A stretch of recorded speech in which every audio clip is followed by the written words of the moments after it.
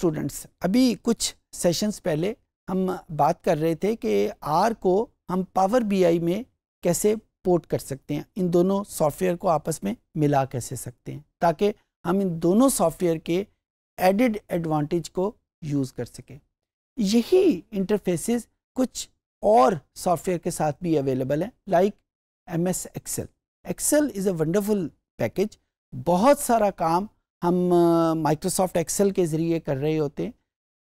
Are की capability हम Microsoft Excel में भी यूज़ कर सकते हैं, बिल्कुल उसी तरीके से जिस तरह आर की कैपेबिलिटीज़ को हम पावर बीआई में यूज़ कर लेते हैं। बहुत सारे फंक्शन जो एक्सेल में या तो अवेलेबल ही नहीं है, या अगर अवेलेबल हैं तो हमें उनके लिए कुछ मैक्रोस डेवलप करने पड़ते हैं, कुछ प्रोग्रामिंग करनी पड़ती है। तो बजाय ये प्रोग्रामिंग हम माइक्रोसॉफ्ट एक्सेल में करें, हम आर में बने बनाए मॉड्यूल यूज़ कर सकते हैं। और ये उसी वक्त मुमकिन है जब हम माइक्रोसॉफ्ट एक्सेल और आर को आपस में मिला लें। इस सेशन में हम डिस्कस करेंगे कि किस तरीके से हम आर को माइक्रोसॉफ्ट एक्सेल के अंदर लेके जाएंगे और आर की कैपेबिलिटीज़ को, आर के फंक्शंस को एक्सेल में कैसे यूज़ करेंगे। आइए कंप्यूटर की स्क्रीन पे चलते हैं और देखते हैं कि हम इन इंटरफेसेस को कैसे डेवलप करते हैं। ये स्टूडेंट्स, ये वो हमारे पास एक इंटरफेस मौजूद है जो आर और एक्सेल को आपस में कनेक्ट करने में हमारे काम आता है। बहुत सारे और भी हैं, लेकिन ये बहुत यूज़फुल है और जिसका अभी थोड़ी देर पहले मैंने जिक्र किया। ये वो वेबसाइट है जहाँ से हम इसको डाउनलोड कर सकते हैं। डाउनलोड पे क्लिक करेंगे और अनफॉर्चुनेटली ये इस वक्त सिर्फ विंडोज़ के लिए अवेलेबल है, मैक या लिनक्स के वर्जन इसके अवेलेबल नहीं है। और सिमिलरली ये सिर्फ 64 बिट के ऊपर काम करता है। ये 32 बिट माइक्रोसॉफ्ट ऑफिस या 32 बिट विंडोज़ के ऊपर काम नहीं करता। Once we click over here, ये एक एक्जी फाइल डाउनलोड करेगा, फिर आपको उसको इंस्टॉल करेंगे। इसकी इंस्टॉलेशन बहुत स्ट्रेट फॉरवर्ड है। जब आप इसको इंस्टॉल कर लेंगे तो फ़र्क क्या पड़ेगा कि जब हम एक्सेल को ऑन करेंगे, एक्सेल को जब हम ऑन करेंगे तो एक्सेल में हमारे पास एक ऐड इन के नाम का मेन्यू ऐड हो जाएगा। पहले ये मेन्यू उसमें अवेलेबल नहीं था। जो ही मैं इस ऐड इन को क्लिक करूंगा तो आप ये देखिए कि ये बर्ट कंसोल के नाम का यहाँ पे फीचर मौजूद है। इसको क्लिक किया और इसको क्लिक करने के बाद ये एक और मेन्यू आपके सामने ओपन होगा। ये कुछ फंक्शंस हमें प्रोवाइड कर रहे हैं कि अगर मैं कोई फंक्शन एक्सेल में ऐड करना चाहता हूँ जो आर की मदद से हम यूज़ करेंगे, वो यहाँ पे लिख सकते हैं। सिमिलरली इसने कुछ फंक्शन हमारे लिए बना के रख दिए हैं कि वो फंक्शन ऑपरेट कैसे होंगे। यहाँ पे अगर मैं फंक्शंस पे करता हूँ क्लिक और एक नया फंक्शन मैं बनाने की कोशिश करता हूँ, तो हम तरीक़ेकार एग्जैक्टली वही इस्तेमाल करेंगे जो हम आर में फंक्शन को डेवलप करने में इस्तेमाल करते हैं। तो ये फंक्शन मैं यूज़ करता हूँ टेस्ट के नाम का, TEST टेस्ट। और यहाँ पे मैं एक रिग्रेशन के लिए एक फंक्शन डेवलप करता हूँ, उसका नाम मैं LM रख देता हूँ। टेस्ट मैंने इस वजह से लिखा है कि हो सकता है ये फंक्शन गलत हो जाए, तो यहाँ पे मैंने उसको टेस्ट का लिख दिया ताकि ये मुझे खुद भी अपनी इंडिकेशन के लिए बताता रहे। फंक्शन, और ये फंक्शन अप्लाई होगा x और y दो वेरिएबल के लिए। आपको पता है कि रिग्रेशन में एक वेरिएबल इंडिपेंडेंट है और एक वेरिएबल डिपेंडेंट है। जब तक ये दो वेरिएबल गिवन नहीं होंगे मैं उस वक़्त तक अप्लाई नहीं कर सकूँगा। और मैंने क्योंकि इसमें अप्लाई करना है एक ग्राफ, तो मैं उस ग्राफ का जो हेडिंग है वो यहाँ पे रिग्रेशन एनालिसिस लिख लेता हूँ।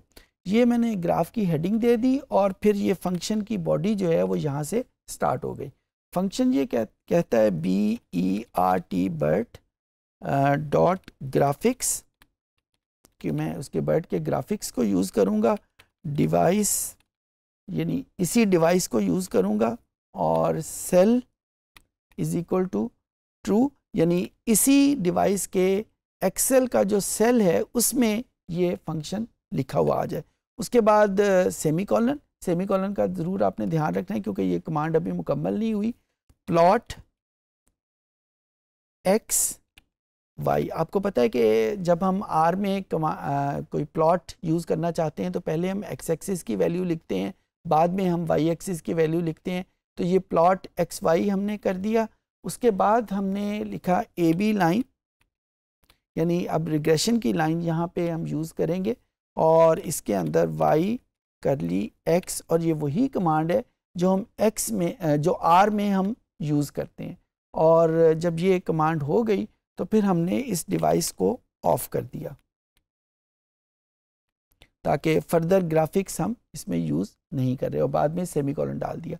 और इस तरीके से ये हमारे पास एक फंक्शन मुकम्मल हो गया। इसको हमने सेव कर लिया। ये सेव होने के बाद जब हम एक्सेल में जाएंगे और एक्सेल में लेट से कोई डेटा हम यहाँ पे रख लेते हैं, ये मेरे पास एक्स की वैल्यू हैं और ये मेरे पास वाई की वैल्यू हैं, और इसमें मैं एक प्योरली हाइपोथेटिकल डेटा इसमें ऐड कर लेता हूँ।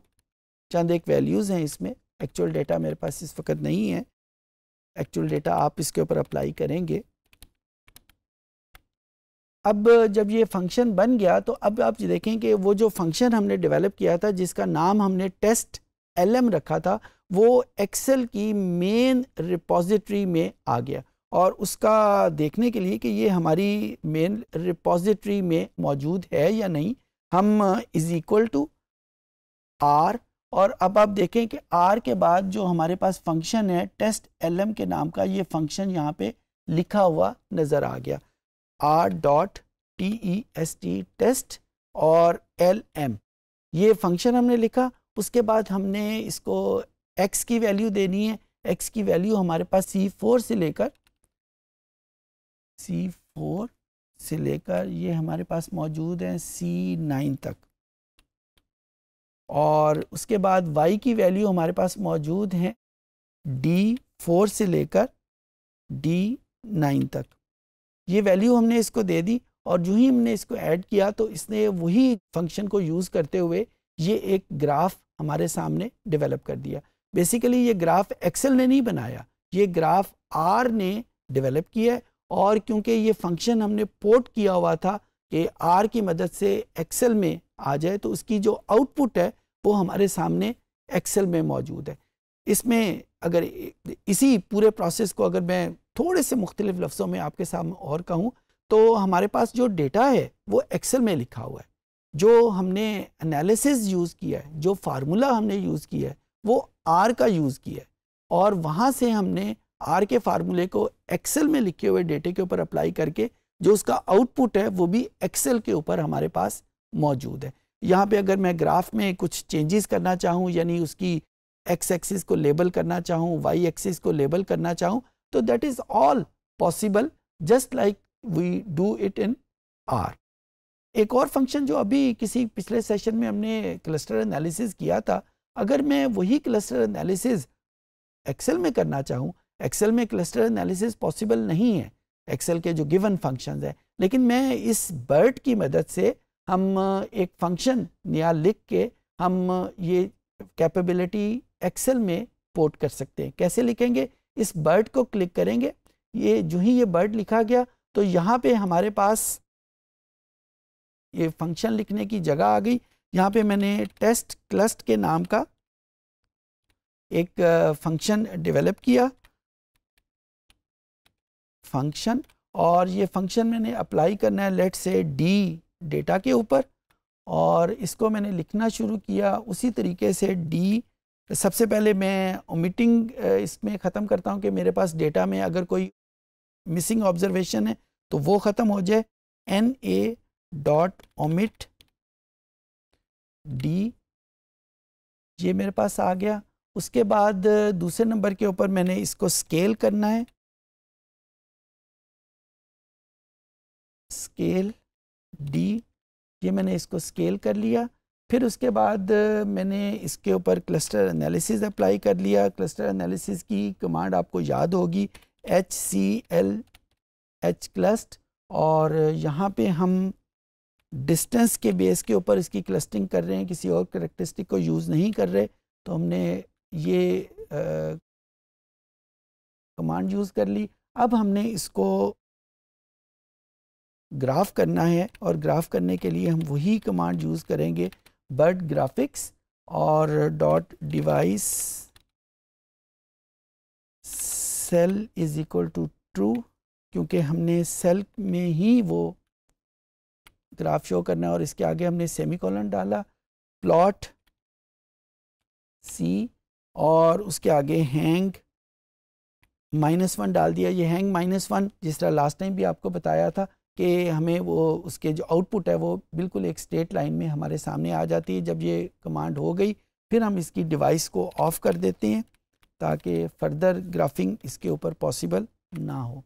और जब ये फंक्शन बन गया इसको हमने सेव कर दिया, और सेव करने के बाद हमारे पास अब ये अगर मैं इस एक्सेल में वो अप्लाई करना चाहूँ, लेट्स से मैं उसी डेटे के ऊपर अप्लाई करता हूँ जो डेटा मैंने वहाँ पे यूज़ किया था रिग्रेशन के लिए, तो यहाँ पे इज़ इक्वल टू और इज़ इक्वल टू प्रेस करने के, बाय द वे अगर ये जो फंक्शन मैंने बनाया था ये उसके एक्चुअल फंक्शन में मौजूद है।